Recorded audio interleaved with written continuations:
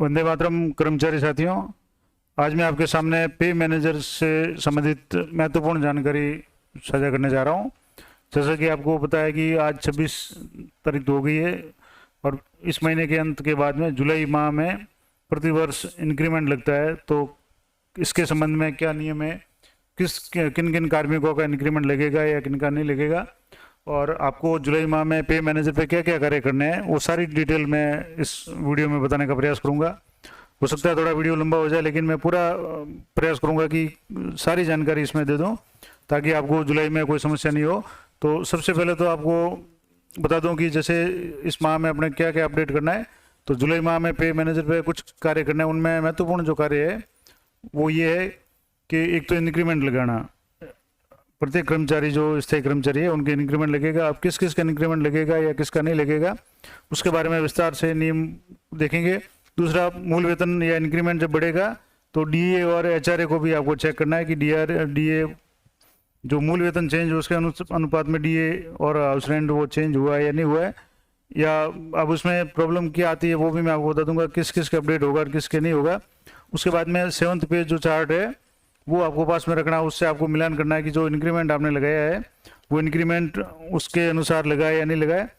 हो सकता है उसमें कुछ गड़बड़ हो तो आपको वापस उसको एडिट भी करना है, तो ये बहुत गौर से देखना है।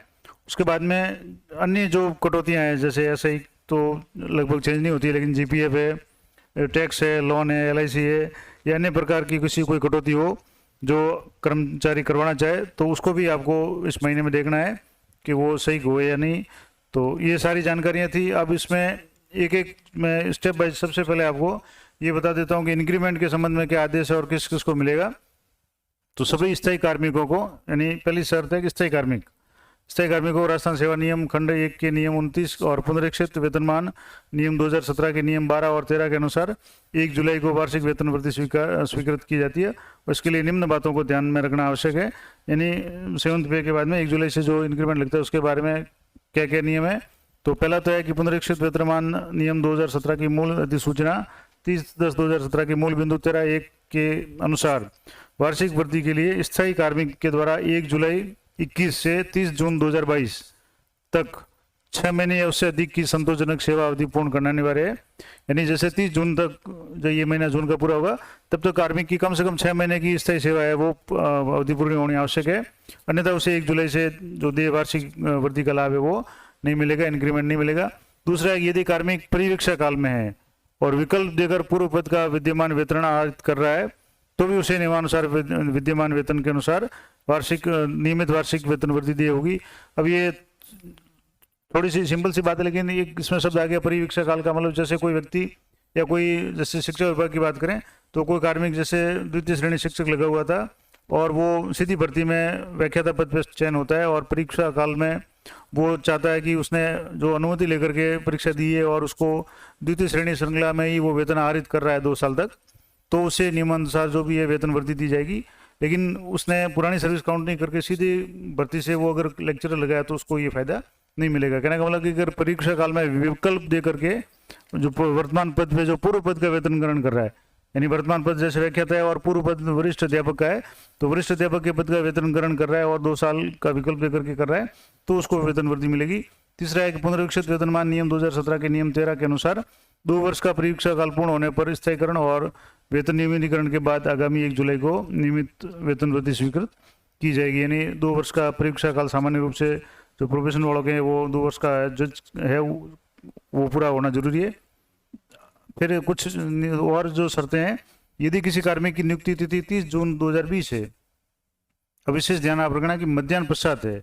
अगर कोई कार्मिक 30 जून 2020 यानी पिछले साल जून में मध्याह्न पश्चात उसने कार्य ग्रहण किया 30 जून को, तो उसको वेतन वृद्धि 1 जुलाई 2023 को मिलेगी। यानी इस साल नहीं मिलेगी, 2022 में नहीं मिलेगी, क्योंकि 1 जुलाई को मिलने वाली वार्षिक वेतन वृद्धि के लिए 30 जून को नियमित वेतन के पे मैट्रिक्स लेवल का वेतन प्राप्त करना अनिवार्य है। और अगर 30 जून को मध्याह्न पश्चात वो कार्य ग्रहण करता है तो वो उसका जो सैलरी है वो 1 जुलाई से मानी जाएगी, तो ये उसकी वेतन वृद्धि है वो आपके 1 साल आगे खिसक जाएगी, ये विशेष बात है। दूसरा कि अगर 30 जून 2020 को मध्याह्न पूर्व ज्वाइनिंग पर 1/7/2022 को वेतन वृद्धि स्वीकार की जाएगी। यानी 30 जून को अगर कोई व्यक्ति मध्याह्न पूर्व कार्य ग्रहण करता है तो उसका 30 जून का जो दिवस है वो सेवा में माना जाएगा। तो उसके हिसाब से उसको 1/7/2022 को यानी उसको वेतन वृद्धि स्वीकृत की जाएगी। इसके अलावा यदि 1/7/2022 को कार्मिक आकस्मिक अवकाश यानी CL के अलावा नियम 7-15 में वर्णित अन्य किसी भी प्रकार के अवकाश पर रहता है तो इस स्थिति में नियमित वेतन वृद्धि तो 1/7/2022 को स्वीकृत की जाएगी। लेकिन राजस्थान सेवा नियम 29(1) के अनुसार वेतन वृद्धि का लाभ नकद लाभ है वो अवकाश समाप्ति पश्चात कार्य ग्रहण करने की तिथि से देय होगा। यानी इंक्रीमेंट तो लग जाएगा लेकिन उसको जो वास्तविक लाभ है वो जब कार्य ग्रहण करेगा तभी उसको मिलेगा। CL के अलावा अगर किसी अन्य अवकाश पर रहता है तो ये भी गौर करने वाली बात है। नेक्स्ट पॉइंट है कि यदि कोई कार्मिक 1/7/2021 से 30 जून 2022 यानी पिछले साल जुलाई से इस साल जून 22 तक 6 माह से अधिक अवधि पर असाधारण अवकाश पर रहता है, 6 महीने से ज़्यादा की अवकाश रह गया तो 6 महीने की सेवा उसकी पूरी नहीं होगी तो उसे वार्षिक वेतन वृद्धि वो देनी है। लेकिन यदि उक्त असाधारण अवकाश चिकित्सा प्रमाण पत्र के आधार पर लिए गए हैं तो अवकाश अवधि में वेतन वृद्धि मान्य होगी। जैसे कि कोई महिला है वो प्रसूति अवकाश पे है या कोई व्यक्ति है बीमार है और उसको मेडिकल पे रहा हुआ है तो उसके लिए अलग बात है। बाकी अन्य जो असाधारण अवकाश है और 6 महीने से ज़्यादा है तो उसको वेतन वृद्धि नहीं मिलेगी। नेक्स्ट है कार्मिक विभाग राजस्थान सरकार के परिपत्र दिनांक 13/1/2016 के अनुसार नियत तिथि तक अचल संपत्ति विवरण ऑनलाइन नहीं करने या प्रस्तुत नहीं करने पर भी ऐसे कार्मिकों की वार्षिक वेतन वृद्धि देनी होगी, ये भी एक नियम है। और नेक्स्ट है कि अनुकंपा से नियुक्त कनिष्ठ सहायक मंत्रालय जो कार्मिक है उनके द्वारा यदि टंकण परीक्षा पास करनी अनिवार्य है, अगर टंकण परीक्षा उत्तीर्ण नहीं की गई है तो उनके द्वारा टंकण परीक्षा उत्तीर्ण नहीं करने तक वार्षिक वेतन वृद्धि स्वीकृत नहीं की जाएगी।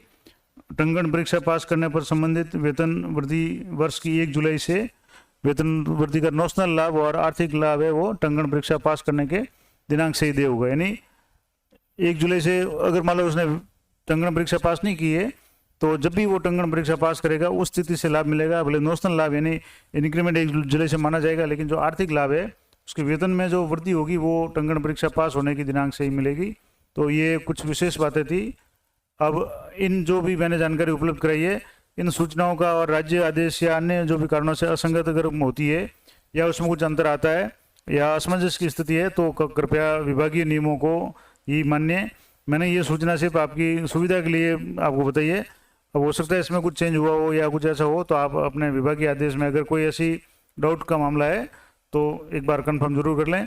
ये सिर्फ मैंने सुविधा के लिए आपको बताया है कि ये सामान्य नियम ये है। अब उसमें समय के साथ कुछ बदलाव होते रहते हैं या हो सकता है मैं आज वीडियो बना रहा हूँ और 2 दिन में कुछ नया अपडेट आ जाए तो आपको विभागीय आदेश को ही सर्वोपरि मानना है।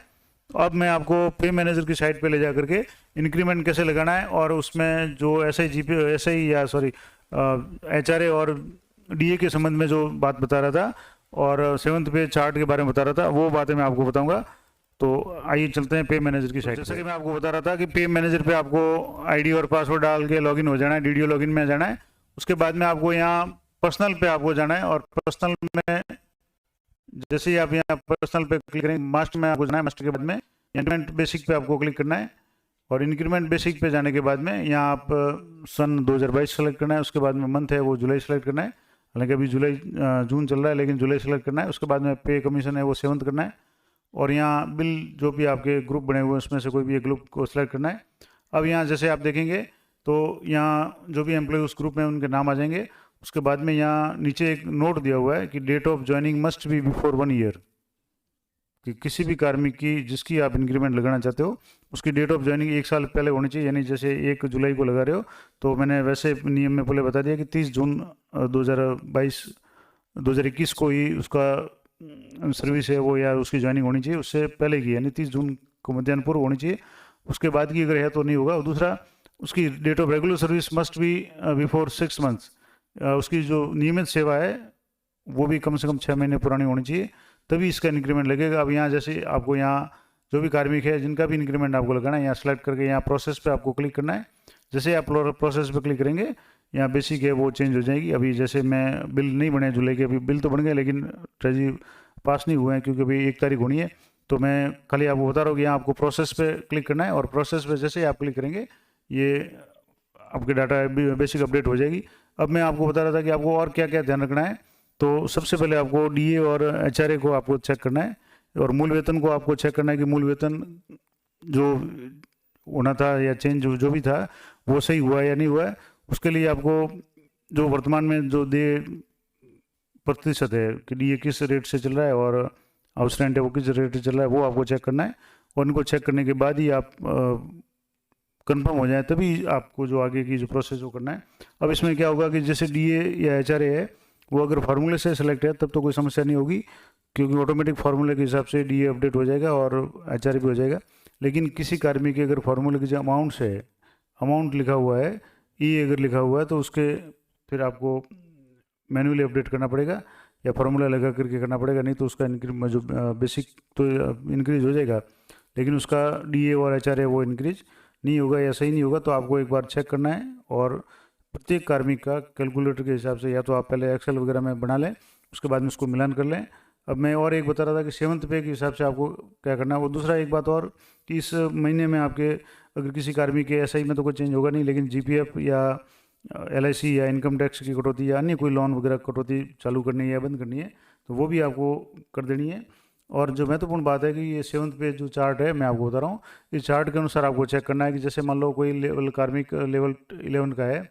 अब जैसे लेवल 11 कोई भी उदाहरण दे रहा हूँ, जैसे अभी किसी कार्मिक की जो लेवल 10 या लेवल 11 में जैसे लेवल 11 की बात करें तो 38,900 बेसिक है, तो उसका अगला जो इंक्रीमेंट लगने के बाद में 40,100 उसका मूल वेतन हो जाएगा, या किसी का 40,100 है तो उसका 41,300 हो जाएगा। तो ये आपको विशेष ध्यान रखना है, इसके अनुसार आपको मिलान भी कर लेना है।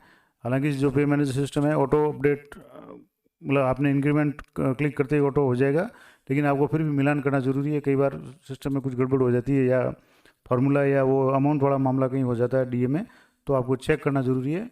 अब इसके संबंध में अगर और लेटेस्ट कोई आदेश आ जाते हैं या डीए इंक्रीमेंट ऑटोमेटिक हो जाता है तो मैं आपको बता दूंगा। बाकी सामान्य रूप से डीए इंक्रीमेंट ये बेसिक है वो मूल वेतन है, इंक्रीमेंट लगाना है वो मैन्युअली करना पड़ेगा।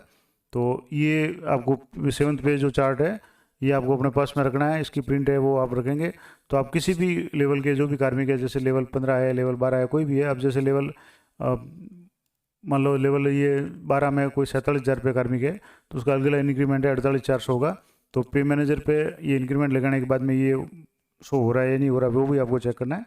तो इस तरीके से आपको पे मैनेजर पे जितने भी जुलाई में जो काम करने थे वो मैंने आपको बता दिए कौन कौन से काम महत्वपूर्ण रूप से करने हैं। सबसे बड़ी बात आपको ध्यान ये रखनी है कि आपको इंक्रीमेंट लगाने के बाद में डीए और एचआरए चेक करना है और किस किस व्यक्ति का इंक्रीमेंट लग रहा है वो नियम आप अच्छी तरह से जान लें। अब अगर मान लो मैंने जो बताया है उस नियमों में अगर कोई आपको कन्फ्यूजन हो तो जो विभागीय आदेश है उनको ही कंफर्म करें, और अगर ऐसा कोई अपडेट आ जाता है या ऐसा कोई चेंज आएगा तो मैं तुरंत वीडियो बना करके आपको सूचित कर दूंगा। तो मिलते हैं नेक्स्ट वीडियो में, तब तक जय हिंद जय भारत।